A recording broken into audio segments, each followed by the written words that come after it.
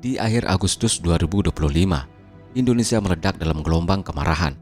Aksi unjuk rasa berawal dari kritik terhadap tunjangan para wakil rakyat, namun berubah semakin panas ketika seorang pengemudi ojek online tewas dilindas BRIMOB.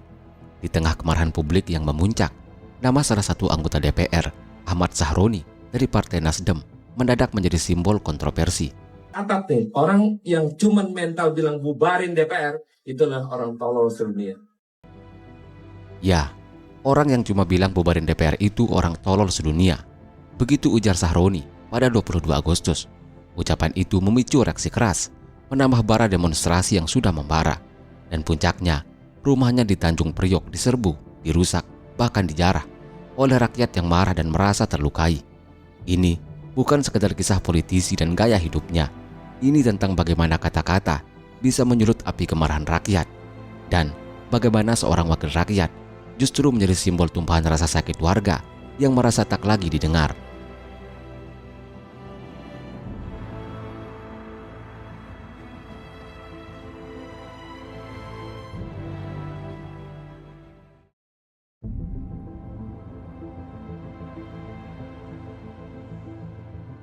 Jauh sebelum dikenal sebagai politisi flamboyan dengan koleksi mobil sport bernilai miliaran rupiah, Ahmad Sahroni hanyalah anak kampung Priok.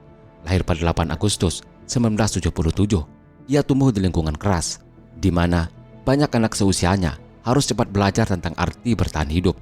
Bapaknya seorang sopir, ibunya membuka usaha kecil-kecilan, hidup pas-pasan, bahkan seringkali serba kekurangan. Sejak kecil, Sahroni harus membantu orang tuanya mencari nafkah.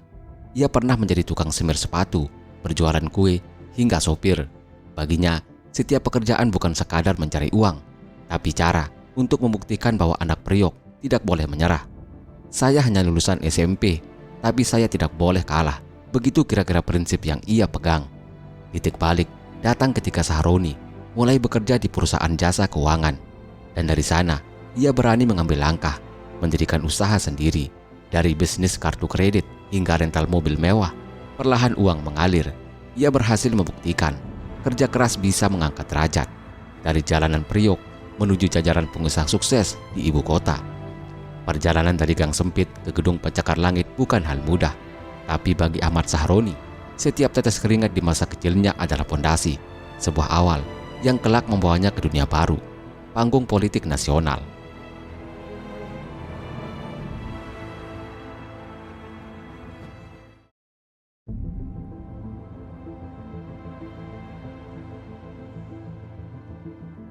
Kesuksesan finansial membawa Ahmad Sahroni ke panggung baru. Dari seorang anak kampung yang berjuang di jalanan, kini ia dikenal sebagai pengusaha sukses dengan usaha di bidang jasa keuangan dan rental mobil mewah. Kekayaannya membuatnya mendapat julukan Crazy Rich Tanjung Priok. Namun, Sahroni tidak berhenti di situ. Baginya, kesuksesan bukan hanya soal harta, tetapi juga pengaruh dan kekuasaan. Tahun 2014 menjadi langkah besar. Ahmad Sahroni bergabung dengan Partai Nasdem dan langsung maju sebagai calon legislatif. Dengan latar belakang pengusaha sukses dan citra anak Priok yang merakyat, ia berhasil merebut hati pemilih. Dari sana, pintu Senayan terbuka lebar. Sahroni resmi menjadi anggota DPR RI, mewakili daerah Jakarta Utara. Di DPR, Sahroni ditempatkan di Komisi 3, komisi yang mengurusi hukum, hak asasi manusia, dan keamanan. Peran ini penting karena langsung bersinggungan dengan isu-isu sensitif yang menyangkut keadilan rakyat.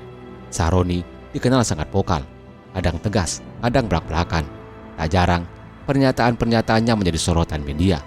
Sosoknya pun unik, seorang wakil rakyat yang tampil glamor, sering pamer koleksi mobil dan motor mewah. Tapi di sisi lain, mengaku tidak pernah melupakan akar Tanjung Priok. Sahroni kerap mengatakan bahwa dirinya adalah representasi anak kecil yang bermimpi besar. Ia ingin membuktikan bahwa orang dari kelas bawah bisa menembus elit politik. Namun, gaya kepemimpinan seperti ini juga menimbulkan tanda tanya. Sejauh mana seorang pengusaha kaya bisa menjadi wakil rakyat yang benar-benar mengerti jeritan orang kecil? Dari dunia usaha ke dunia politik, Ahmad Sahroni berhasil memindahkan pengaruhnya dari bisnis ke parlemen. Tapi perjalanannya tidak berhenti di sana. Justru dari sinilah kontroversi besar mulai lahir, saat kekayaan dan kata-katanya berhadapan langsung dengan amarah rakyat.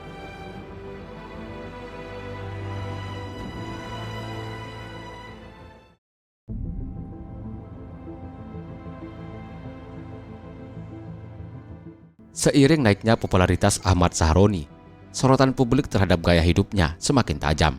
Julukan Crazy Rich Tanjung Priok melekat, bukan hanya karena kisah suksesnya, tetapi juga karena koleksi mobil mewah yang nilainya mencapai ratusan miliar rupiah.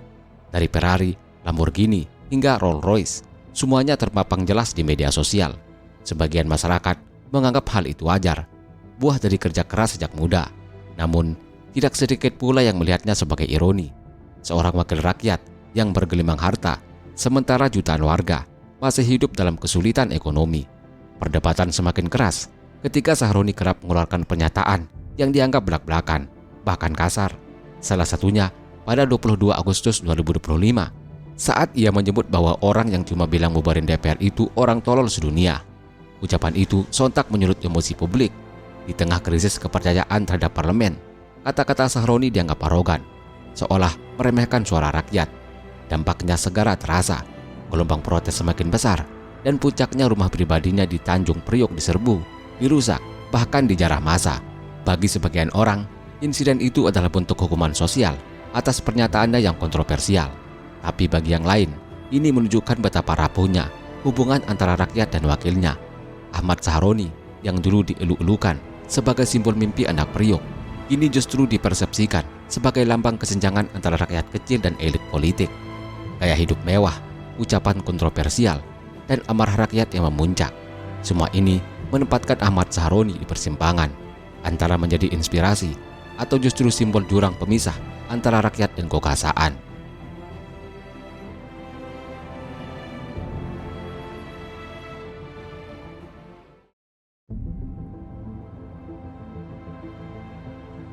Ahmad Sahroni sering mengatakan bahwa dirinya tidak pernah lupa dengan Tanjung Priok.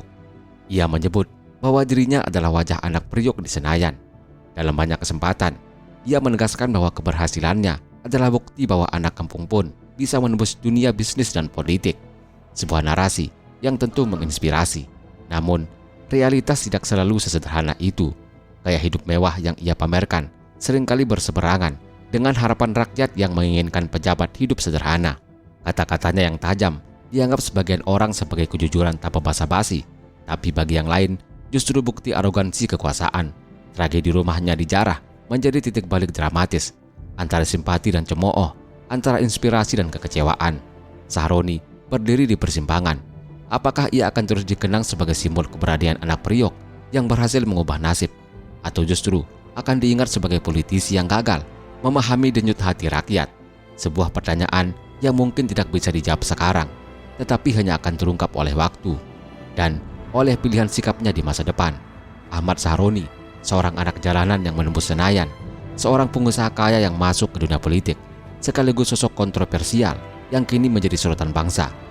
Pertanyaannya sederhana, di manakah ia akan berdiri kelak? Di sisi rakyat atau di sisi kekuasaan?